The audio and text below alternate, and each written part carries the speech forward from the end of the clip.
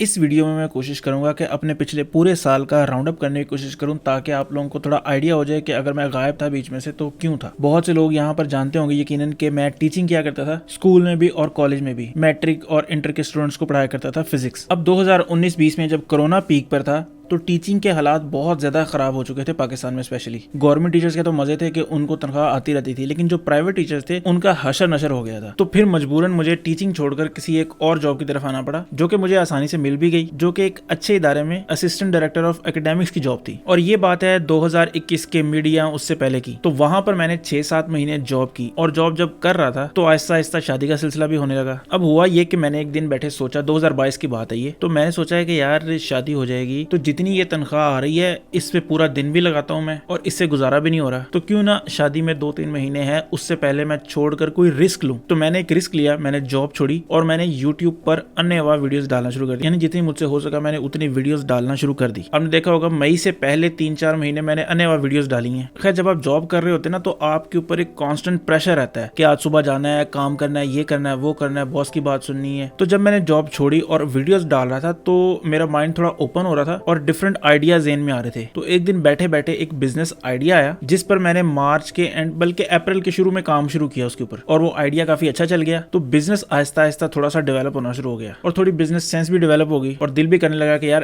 اس کی طرف آئیں. خیر مئی میں جب ڈاکٹر اسٹرینج ریلیز ہوئی اس دن میری شادی تھی, تو اس سے ایک یہ بات اچھی ہوگی کہ اب شادی کی ڈیٹ یاد رکھنا آسان ہے کہ 6 مئی کو ڈاکٹر اسٹرینج ریلیز ہوئی تھی اور اس سے اگلے دن ہی میری شادی تھی. تو تب سے لے کر اب تک میں اپنے اسی بزنس پر فوکس کر رہا تھا. اب تھوڑا آہستہ آہستہ بزنس اسٹریم لائن فلو میں جانا شروع ہو گیا, تو میں نے سوچا کیوں نہ ٹائم نکال کر اس کو بھی تھوڑا ٹائم دیا جائے. مجھے انسٹاگرام پر بہت سے میسج بھی آئے, تو معذرت ان لوگوں کے لیے جن کو میں رپلائی نہیں کر سکا, کیونکہ انسٹاگرام آپ کو شروع میں نے بتایا تھا کہ میں بہت کم یوز کرتا ہوں, تقریباً مہینے میں ایک دفعہ ہی اوپن کرتا ہوں. تو اس لیے جن لوگوں نے اس کو میسج کیے ہیں اور ان کو جواب نہیں ملا تو میری طرف سے معذرت ان کو. اب میں کوشش کروں گا کہ آہستہ آہستہ یوٹیوب پر دوبارہ روانی میں کام کیا جائے. تو میں نے سوچا کہ ویڈیوز بنانے سے پہلے میں آپ لوگوں کو تھوڑا سا ایک راؤنڈ اپ دے دوں کہ پچھلے سال میں کیا ہوا جس کی وجہ سے میں نے ویڈیوز بنانا بیچ میں بند کر دی تھی.